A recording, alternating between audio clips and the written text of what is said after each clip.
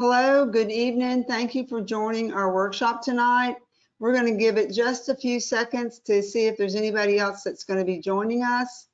This is the workshop on building resilience in children, where we're going to try to give a really quick overview of tips for building resilience in your children, and also look quickly at having a trauma-informed, trauma-sensitive PTA. So we're going to just give it just a few more seconds to see if anybody joins us. In the meantime, while that's going, while we're waiting for a second or two, I'm going to go ahead and introduce myself. I am Dr. Yvonne Brannon. I am the chair of Public Schools First NC.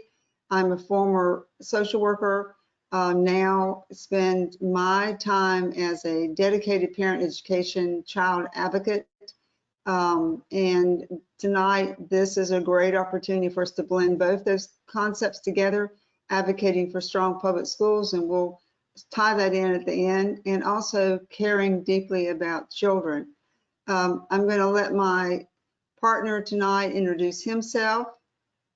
Hello, I'm Dr. Terrence Ruth, and I am also a part of Public Schools First team, Public Schools First NC, and I am part of my son's PTA. And so some of this is actually sort of intimate and personal to the work that I do with my son, but also I work in the School of Social Work at NC State. And so these worlds often collide with each other. So I know basic to any really strong school environment is the relationship between the parent, the teacher, and the student. So glad to be here to talk about such a critical topic, especially at this time. Thank you, Terrence. And so to get us started, I want to take just a few minutes to kind of step back in time. Like, why are we talking about resilience? Why is it important? Why are we looking at trauma-informed PTAs and how to build resilience? It's all centered around a film that I hope that you've all watched, and if you haven't, I strongly encourage you to do so. But it's all about the film Resilience, which is about adverse childhood experiences and about how those experiences create toxic stress. And what the whole film is not only wanting us to understand adverse childhood experiences, which we use the word ACEs, but also to understand the impact it has on a child's biology, on their physical health, their mental health, and their ability to learn and to participate in school and in life. And so when we talk about the consequences of that, it centers around the concept of toxic stress, and then resilience is certainly the ability to fight back against toxic stress. So in case you did not see the film, I'll take just a few minutes to review that with you. The study that was done some years ago by Kaiser Permanente, which is a large health insurance company, trying to figure out a little bit more about why people's health was declining in some areas and not in others, why people were being repeat health issues. So it grew out of interest of linking our personal lives, our social lives, our community lives with how that was impacting our physical and mental health. And so some of the things they identified for these, looking at these children under the age of 18, that they called adverse childhood experiences. They looked at emotional and physical neglect, emotional, physical, or sexual abuse, witnessing violence against one's mother. They looked at the addiction of parents, alcohol or other substance, mental health issues in the family, separation or divorce in the family, incarceration of a parent, involvement in the foster care system, witnessing community violence, and living in unsafe neighborhoods. And since this study was first done, they've expanded this concept of ACEs to include experiencing racism, experiencing bullying, sexual orientation or gender identification, immigration status, and now, of course, the pandemic. And one of the things that Dr. Ruth and I were talking about just a few minutes ago is that the issues around racism have become so crystal clear. More and more research is pointing to the physical and mental consequences of sustained racism, especially as we look at young children and their development socially, mentally, physically, and in terms of their performance academically. In fact, today, I was just sharing with Dr. Ruth an article that was in the News and Observer in Raleigh, North Carolina, and it was about how all the hospitals in North Carolina, 130 of them, have come together and issued a statement declaring racism as a public health issue, and talking about how persistent racism has one of the several factors that have impacted disproportionate care and health issues for people of color. So I think that's pretty astonishing, really, and encouraging to see that the hospitals in North Carolina are saying we can be better in how we provide health care to citizens, and we can keep in mind the impact. So all of these factors are things that are considered adverse childhood experiences. When you can say yes to any of these things, they add up, and when you get closer to a scale of 1 to 10, then you are severely impacted by ACEs. So those are the conditions that create toxic stress. And so in terms of toxic stress, what's important here is to understand that there's really a dangerous biological syndrome that caused by abuse and neglect during childhood. And again, this neglect triggers hormones that create really havoc on the brain and the bodies of children. And what's significant for our context is that it affects a child's ability to learn. And so associated with everything from misbehavior at school to different things that teachers see within the classroom, short sort of attention span and short life expectancy for those who suffer from it.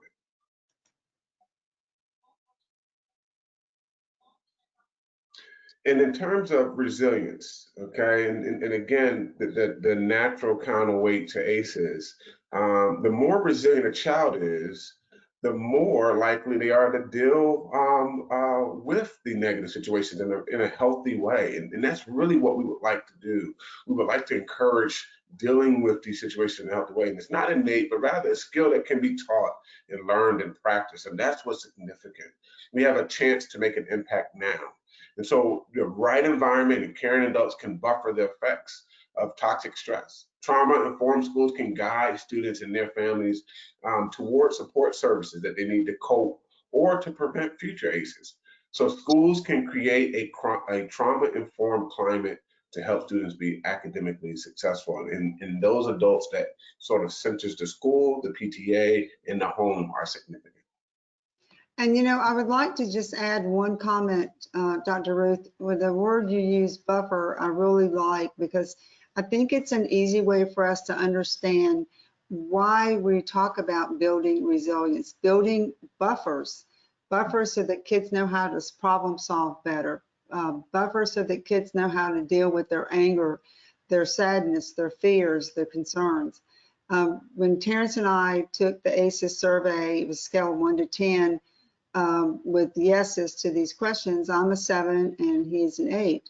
So clearly, Terrence and I had some way along the way to have those caring adults in our life that help us overcome our adverse childhood experiences, help us build resilience and figure out ways to cope with our experiences and come out of that climate and that environment in a successful way. So we like to think of ourselves as, even though we are of different genders and races and age categories, we grew up very similarly, and we saw both of ourselves, our stories, as success stories. And we hope that y'all will think about that as we talk more tonight, that we had those caring teachers here or there, and we had that caring adult in our lives. And it isn't always the parents. It's great if it can be the parents, and sometimes it can't. Sometimes it is the grandparents. Sometimes it's the uncle, and sometimes it's the teacher at school, or the baseball coach, or the person who invites you to join Boy or Girl Scouts, or a boy or girl clubs. So it could be any of those people, but it's really important because the concept behind everything we're talking about tonight is that the best safeguard for children to be academically, socially, emotionally healthy and successful is built around their ability to be resilient and to be able to problem solve. And so that starts with everything that we talk about. It starts with having a healthy relationship with either your parent or your teacher or your school. So tonight we kind of broke our presentation up into two pieces. We're going to be talking about building a relationship with your child first, and then we'll be talking a little bit about building a relationship with your school. So I'm going to kind of kick us off on talking about building a relationship with your child. So hold on, I went a little bit too fast. One of the things that we sometimes as parents forget and we get too busy, but spending one-on-one time with your child is invaluable. And we've also talked with children a lot in our work, in our line of work, that really talk about wanting that time with their parents, with both parents. We often see a situation where maybe dad takes some time one-on-one with the child or mom takes some time, but it's really necessary and really important for one-on-one time with your children to be from both parents as much as possible. We know that's not always possible. But letting your children know that you love them unconditionally and that you support them is one of the key foundations to building resilience in your children. If they believe in themselves and they trust you, this is really the key. I had that relationship with my mother, who always told me that I was wonderful, I was smart, I was good, and that I could do anything. And being able to trust your parents, having that relationship where you can tell your parents anything cannot start when your kids are 14, as you know. It has to start when they're 3 or they're 4, where you develop trust with your child, where they'll seek your advice in different situations when they really do need you. And that often starts on having those one-on-one conversations. Also, social support. Sometimes you're not able as a parent to handle all that your child may need, but think about increasing their time with parents who care about them. During COVID, this has been very stressful on my family, very stressful on my children, my grandchildren. So one of the things that we've been doing in our household is once a week, I have lunch with my grandchildren. And, you know, we've been practicing it safely, sitting on the back deck, having our sandwiches 6 feet apart. But it's been really important for them to have some time with other people who care about them. And it relieves the pressure off the parents occasionally too, right? So look for ways to increase time with other folks who can help build positive self-esteem. This isn't normal times now, but many times that can be the youth group at your church. It can be, you know, Sunday school. It can be hanging out with kids after school, and playing sports on the playground. But it's really important to try to come up with these opportunities to build self-esteem and confidence. And nothing can build self-esteem and confidence any better, in my view, I'm prejudiced, than a granny. Being able to tell you how beautiful and smart you are, and building your relationship. But caring adults are critical to building resilience in children. And sometimes it can't be a parent, but it can be a teacher or a coach. And so that's why when Terrence and I talk, and we've done lots and lots of presentations, we try to always emphasize that we don't want just a trauma-informed home. We want a trauma-informed school, trauma-informed coaching staff, trauma-informed community, because for every adult to realize their relationship.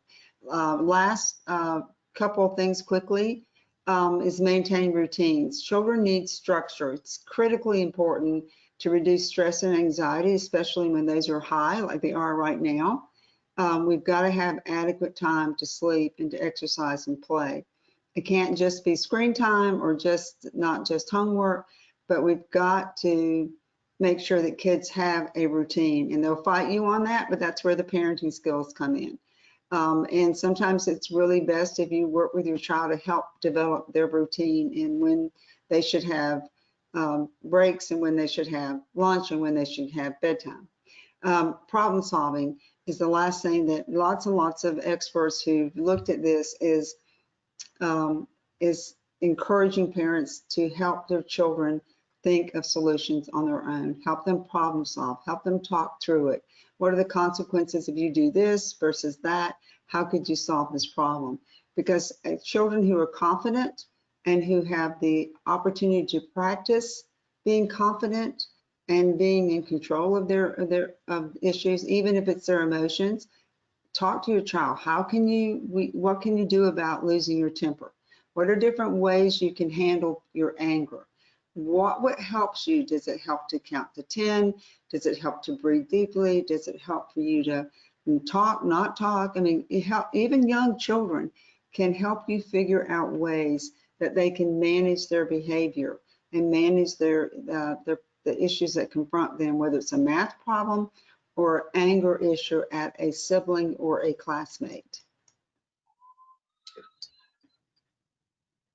And here we're going to continue our recommendations. And the very first thing I would like to talk about, which is connected to problem solving and connecting one-on-one, is listening. Now, my son is in 6th grade and he's learning remotely. So oftentimes he has limited engagement with his peers, which he can actually talk to and process. So that, again, puts it on me and my wife to talk to him more, give him time to process, allow him to self-talk, and also allow him to come up with his own solutions during moments, which is also connected to promote some healthy risk-taking. What we're doing with our son right now to build his confidence, he's learning how to ride a bike. And so he's learning to trust his ability to balance. And again, this is just something he's doing that is allowed during this moment in which we're in, to really take some risk and build his confidence.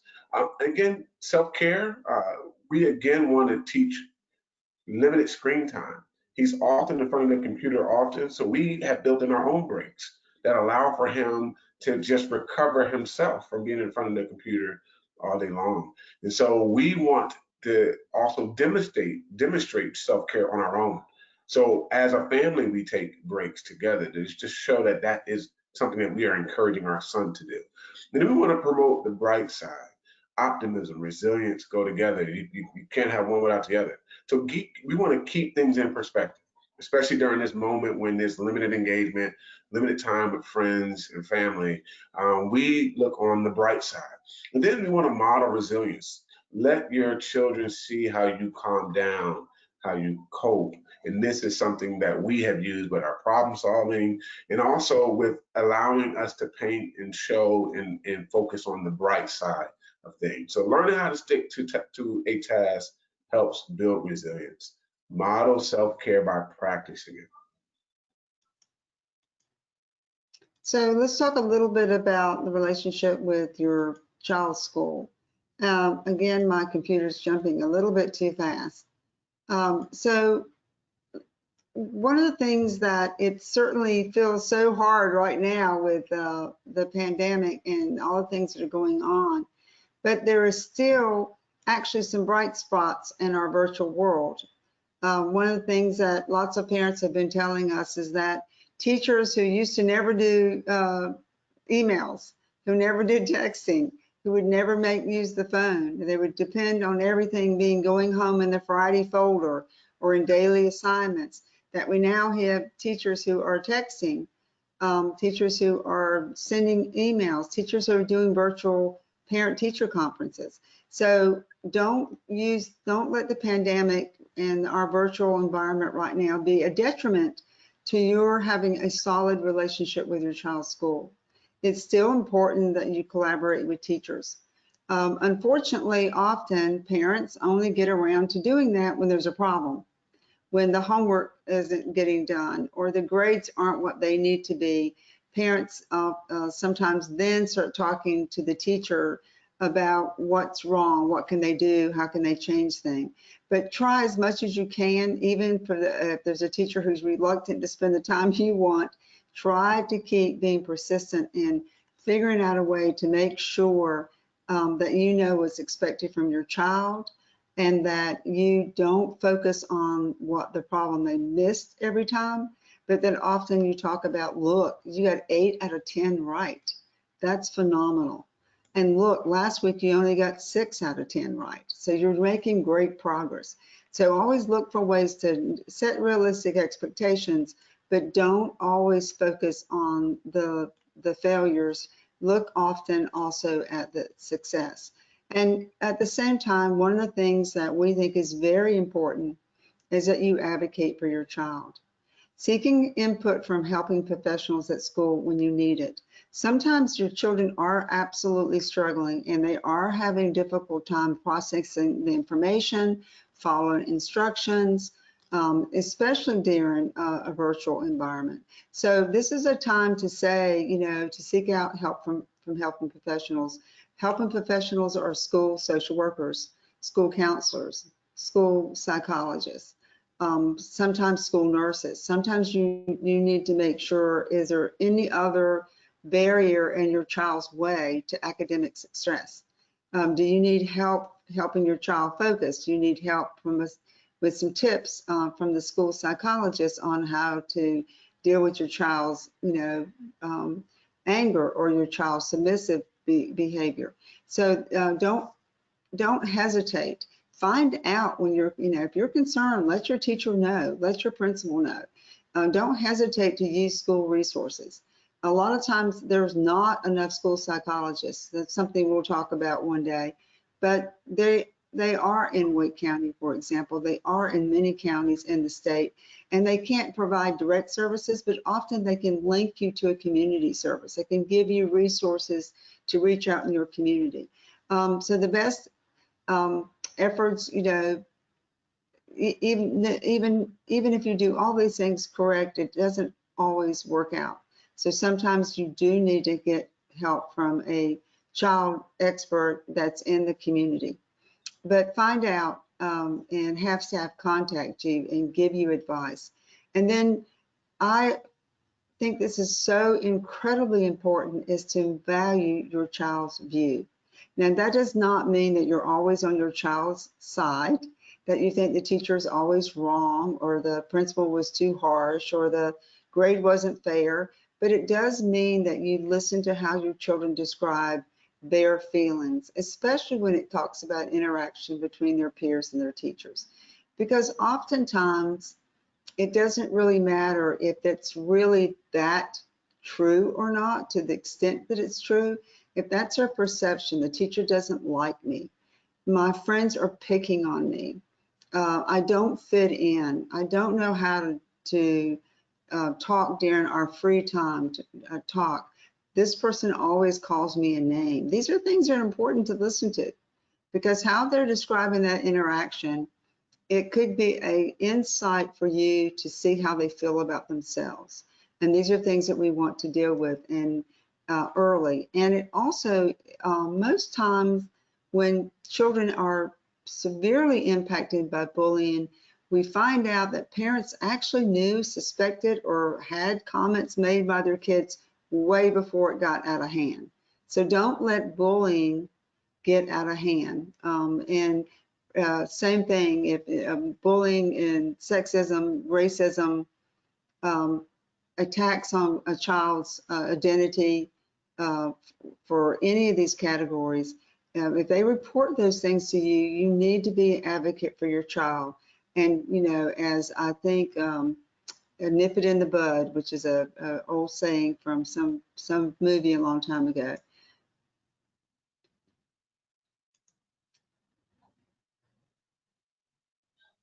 And also in continuation with that thread of advocating and valuing your child's view, it's often, you know, the first step is visiting the school, attending the PTA meetings, the school events, and lunch with your child, you know, be a volunteer. And really, I know there's limitations now with COVID, but really to the core of our mention of visiting schools is really getting an understanding of the school climate and the school norms.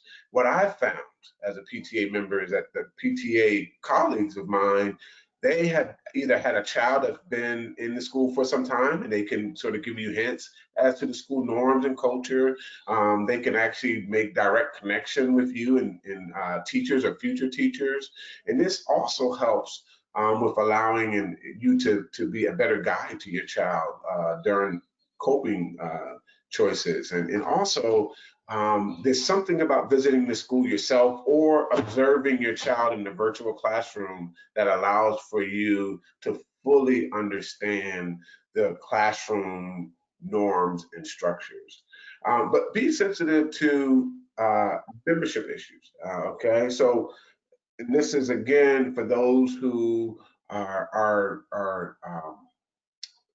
not able to be a part of a school club for certain students, either through schedule or parent work obligations. That form of rejection and not being able to be in a play or a course, that form of rejection can impact the child. So be prepared to help them deal with rejection and seek alternatives. It's really important. It might seem less significant to you as an adult, but to the child, that's their world. And so pay attention to social media. Again, we're moving to a more virtual environment in our learning spaces. And so it's important that you're vigilant in those spaces because bullying can occur both in the virtual classroom, in the chat rooms, also on social media platforms, especially during middle and high school. So make sure you have access to the social media platforms so that you can monitor both the positive and negative aspects of your school.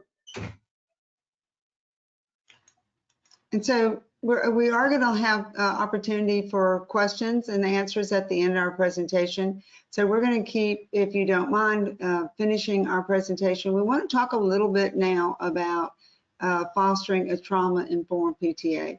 And we've looked at this in terms of, membership and leadership, fundraising, these kind of issues. And so let me just talk a little bit about membership. And yes, we are fully aware that everything is on a different frame of mind right now with COVID and pandemic and virtual, but it still doesn't matter. In fact, membership right now and leadership in one's PTA or school organization is even more important than ever. We've heard some really encouraging conversations of what PTAs are doing now during the pandemic that's a little bit different than what they've done before. They're not so focused on membership right now, but they are focused on trying to look for ways to build and lift up their students. They are reducing membership fees or just waiving the fees altogether. Some PTAs aren't even collecting membership fees right now. A few other are making very low pressure efforts to do that. But what's really important when we get back to our reality is that PTAs and parent groups have to be inclusive. If they're not inclusive and if they don't make parents feel like it's open to everyone, parents don't join. And so it's really important to make sure that membership isn't, PTA dues, your membership dues isn't the key to what your PTA does. And be very deliberate as you look at programs you are offering right now to make sure that you're looking at the diversity of your school and including it. I have heard that several PTAs have been meeting virtually, and one large high school met last week. They only had 15 people attend the meetings. Now we know that with the onset of the pandemic and with the fact that people are working virtually, that kids are going to school virtually, everything that we've done has become around this platform, like we're doing tonight, instead of doing this in person, that there's really no reason we shouldn't have more than 15 people attend a PTA meeting. So if you get a chance to attend a PTA meeting, attend it. Listen, because like Terrence said, it's a great place to listen to the values, listen to the tone, listen to the goals the PTA has. It kind of tells you their norms. But we've also heard some exciting things where PTAs are having big meetings and a lot of people are showing up. And these PTAs have actually been telling us that they're going to keep doing that in the future. One of the PTAs I talked to yesterday said, we're so excited about the virtual platform. We're going to keep offering that in the future. Even when we can meet back in person, we're going to probably set up a laptop in a hotspot and allow that meeting to be broadcast virtually for those people who cannot leave their kids, don't have daycare, don't have transportation. And I thought, well, that's a beautiful blending of saying we'd like to come back and have community at some point and be in the, meeting together, but we're also going to recognize that the gift of the pandemic, the only one, is that we are going to be more skilled in using social media platforms and virtual meetings. So please keep that in mind. We've been pushing people for quite a long time to have virtual meetings and nobody would do it. They would always have them in person, and it shuts out a whole layer of people who cannot participate. So build on that as you build your PTA, your membership next year. One of the things that we also encourage PTAs to do is record some of your meetings and post them on your Facebook or your website. Let people hear what you're talking about, the voting that's made, the way you've set your budget, what you're going to spend your money on. Let people feel a part of the decision making, and keep your meetings short. At all your PTA events, especially for K through 5, offer childcare if you can. That's a really important thing. And work with your principal to do things like providing interpreter if needed.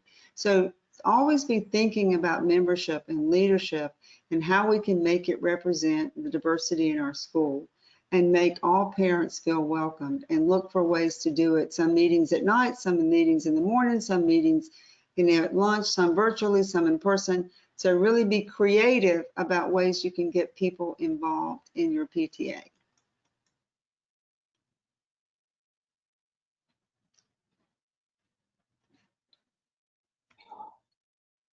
I think you're going to cover that, Yvonne. I have the last two. Okay, well, that's perfect because it feeds into something that I was talking about earlier. This year, 3 different PTAs that I've been listening in on have decided that this year all their fundraising is going to be on 2 things. One, they're raising money to make sure that every child in the school gets a t-shirt and a mask with the school mascot on it. So they're saying, look, we normally raise money for library books or teacher stipends or playground equipment or ways to, add water coolers that use water bottles, different things that they come up with that the schools certainly need. But this year we see a lot of the PTAs moving and using their money for things to build community, build up the kids who are not able to meet together, but to make them feel a part of the school. And they're looking for ways to also help children.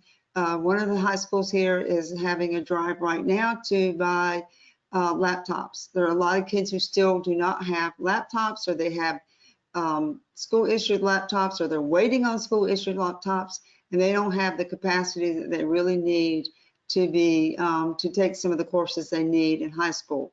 Example is that some of the high schools offer a course called Visual Basics, and you can't have just a plain Chromebook if you're going to take coding and programming classes in high school.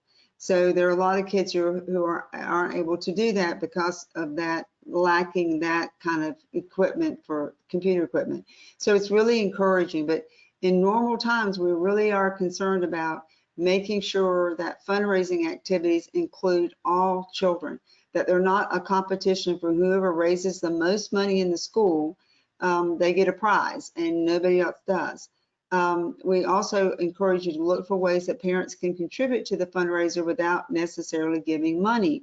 Maybe they can give their time.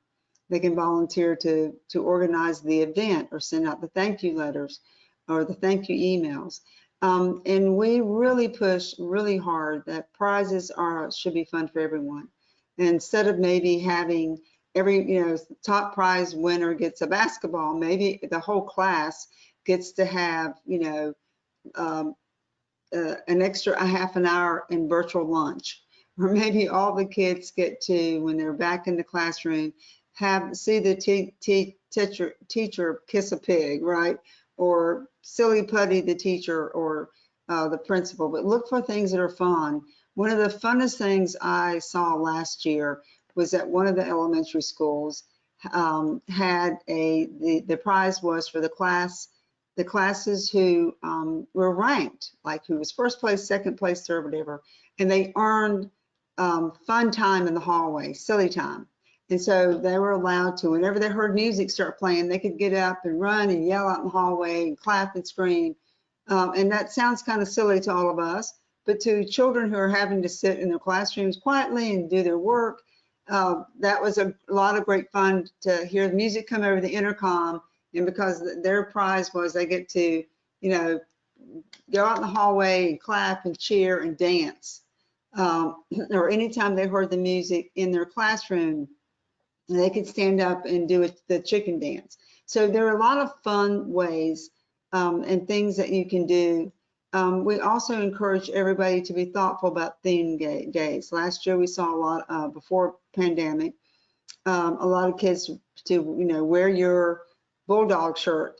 Well, some kids don't have bulldog shirts, or if they have one, it's dirty. And if they're not living in a stable housing, or they are homeless, or they're living from one place to the next, maybe not only can't afford it, but even if they have one, they can't, you know, have access to wear that shirt because it's dirty, or they may not have money for book fairs. So always be very sensitive to build in your plans ways that you can include gifts and prizes for all kids, so that some kids don't, just not some kids get money for the book fairs, but make sure every child gets a book. That's what a PTA should do, care more about that than their profit margin. And yes, sell spiritware, but for those kids who can't, work with the teacher to quietly make sure that those kids get a t-shirt too, okay? And one way to help for even those kids who are marginally in terms of economy is to offer some things at a very, very affordable price, and always look for a way to allow people to sponsor children when it comes to having a book or a t-shirt and those kind of things. And connected to fundraising are the programs you put on. And again, looking at this broader understanding of inclusion and inclusiveness, select dates and activities that really capture the largest group potential of diverse students and families in your school. So be inclusive when planning. Our school, what they do is they make sure whenever there's a student performance, there's a PTA meeting on the same day, so the parent don't have to make duplicate trips. So they try to overlap events so that it can maximize who's in attendance, and it helps with recruitment. If you want to recruit a diverse group of parents, they're all there watching their children, you can recruit from that space as well. Promote diversity in speakers and programs. Create a broad spectrum of activities so that there can be a broader understanding of the different cultures that exist within the school. And then also understand the limitation that keeps parents from attending, such as transportation and childcare. And I know for our PTA, they have someone who is there for childcare during every PTA meeting. And it's a very awesome opportunity for those parents who are coming in and don't want to feel as if they're disturbing the meeting, et cetera. But also programs directed at students should be sensitive to issues such as transportation and cost, which Yvonne mentioned in previous statements, but you know, consider family or cultural reason that may limit a student from participating. Now, this is where I think PTAs have become very creative in terms of varying their times of PTA meetings and programs. I've seen where meetings have been recorded on Zoom and shared. And so you can now, you know, watch a recorded message of Zoom. And so I think for PTAs, they have done an excellent job in terms of responding to this during COVID. Now, keep PTA events welcoming to all families, even if they are not PTA members. And this is what I've learned from Yvonne. All parents can engage, and it's positive and helpful in terms of future recruitment to allow parents who are not members to be engaged and participate and learn. So find a parent who might be able to provide transportation services. And again, these are ways in which we are responding to triggers, and trauma. So in summary, ACEs again, trauma can trigger toxic stress, which hampers problem solving, impulse control, regulating emotion, the ability to pay attention, as well as weaken our immune system. It's actually a biological response. What happens in childhood can matter a lifetime. Its downstream consequences are costly, and that's important to understand. So being trauma informed, having this understanding calls for us to celebrate, or sorry, create better programs of interventions and preventions. And this is important for not only PTA, but also what you do with the PTA may trickle into what the teacher understands and does in their classroom. Children have different levels of resilience. They respond and recover from stress in different ways. Even if you have 4 or 5 different children from the same home, they respond in different ways. Building resilience can be learned, strengthened at any age, elementary, middle, high school. Teaching resilience will help reverse the impact of stress, increasing children's capacity to find positive solutions to stress and adversity. And then finally, an approach to building resilience that works for you or your child may not work for someone else. And so sometimes you need to help from mental health. Sometimes you need help from mental health professionals. And that's why we encourage the increase of mental health professionals in schools and with access to parents. And then these are our main things to advocate for. Number one, advocate for your children at home and at school. With the PTA and with your place of worship, advocate for ACEs and resilience. We have even offered presentations at places of worship. And so in the community, including your elected representative, make sure you discuss and encourage that there are trauma-informed solutions, policies, and ideas that are moved into our learning centers so that we can be preventative and adapt our school environments to toxic stress. And then the next element we want to lead with is it's a big part of resilience is building children's belief in themselves. And that can happen with a child at any age. And so again, please visit our website where we have resources. We have more resources than you can take in. And so we would encourage you to please go to our resilience resource, which you see right in front of you. There we have everything from the ACEs assessment where you can take and find your own score, and from also additional tips for parents and PTAs, and everything you've seen in our presentation today is also on our website as well. And so I'll just add in kind of a closing format here, and then we'll take any questions before we say goodnight. But, you know, one of the reasons that understanding ACEs is so important is that we want our community, our school teachers, our coaches, our families to be trauma informed, to understand the impact of trauma. I've had a lot of parents and teachers say to me sometimes, well, I'm really glad that my child is not experiencing that. And we always remind people, but your child is sitting in a classroom with lots of kids who are. Okay, one of the things that we know in North Carolina is that 1 in 4 children experience food insecurity. We know that 1 in 4 children are living in poverty. We know that poverty in North Carolina ranges from 13% in some very lucky counties to 45% in some of our rural counties. So we know that while trauma can happen and adverse childhood experiences can happen in any family, regardless of their income, across any class, we also know that poverty makes it extremely worse. And during COVID now, where people have lost their jobs or just getting back to a job, the impact has been tremendous. The reports of abuse and neglect right now are alarming. They're at the all-time highs. North Carolina was already on a shameful list in terms of looking at the number of people in poverty, children in poverty, homelessness and food insecurity. Now we can add to that those numbers have increased even more. We have more families in domestic violence shelters right now than ever before. And so it's really important now that more than ever that we are extremely sensitive, that we are trauma informed. We understand that traumatized, damaged children grow up to be traumatized, damaged adults. So it's within our hearts and goals and common sense, right, that we want to prevent adverse childhood experiences and as much as possible mediate those that exist. And one way to do that is have teachers who are trauma informed, coaches, principals, parents, and community members so that we can work together to prevent and to mediate the impacts of trauma on our children.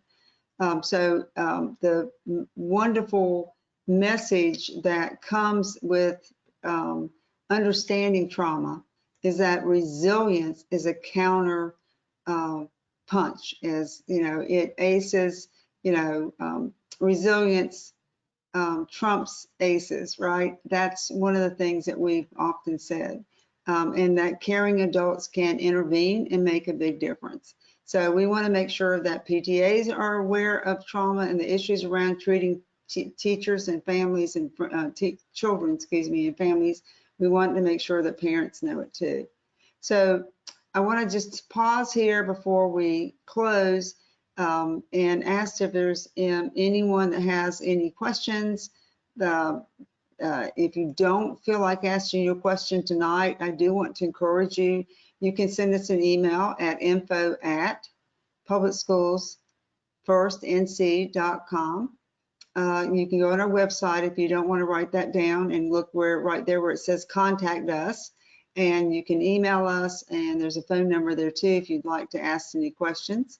Feel free to do that. And please do take Terrence up on his recommendation that you go to our page. There's a lot of information there for parents, for teachers, for administrators, and for anyone who's interested in how traumatic experiences impact our children and what we can do about it.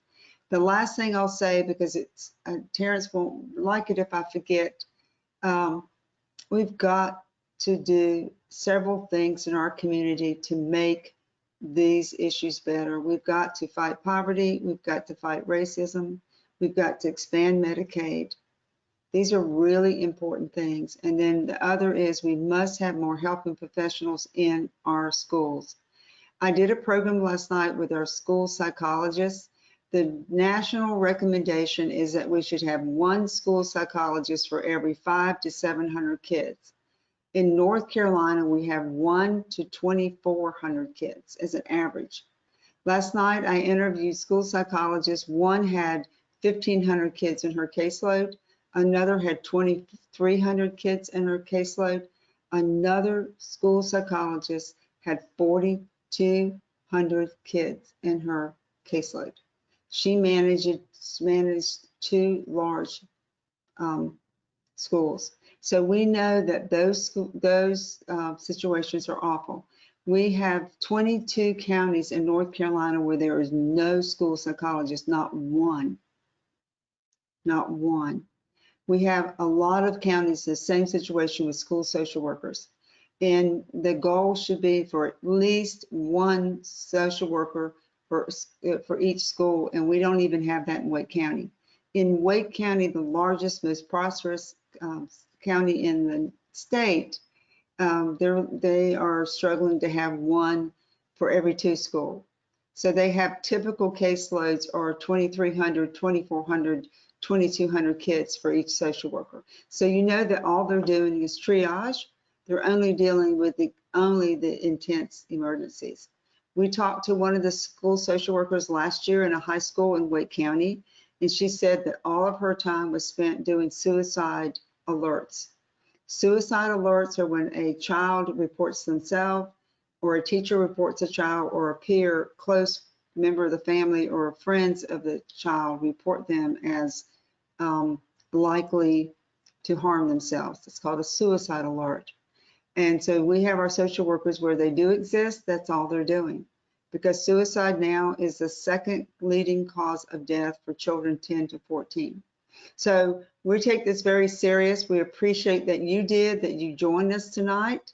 And we thank you for that. And we hope that you will work with us to make sure people understand and are trauma informed, but understand what's going on with our kids and advocate that we have stronger schools, we have better educated teachers in terms of trauma, and that we have the resources there to help our kids. 85% of children who need mental health services, if they do not get them in their school setting, they don't get them at all. So right now, this is a crisis that we're in, and we hope that we're going to have better days soon. And when we get back to normal, we know that these issues will even be more widespread and deeper. So we encourage you to stay involved with us. And so my last job responsibility of the evening is to ask you to please join us, stay connected with us, go to our Facebook page, and look at our events. We have many exciting events coming up. We have the film. It's going to be shown every month, January, February, March, and April. We have other workshops we're doing. We have several workshops that we're doing with school psychologists coming up soon. We're going to be doing a series of looking at our school social workers in the spring too. And so we really hope that you will find us on Instagram, on Twitter, on Facebook. There's lots of ways to connect with us, and I've also given you our email address, which is info@publicschoolsfirst. So I hope that you will do that. So Terrence, thank you for joining me tonight, and thanks to our guests. And we hope that you have a nice evening, and that you'll remember to be the one caring adult that can make a difference in a child's life. Be the one. Good night, Terrence.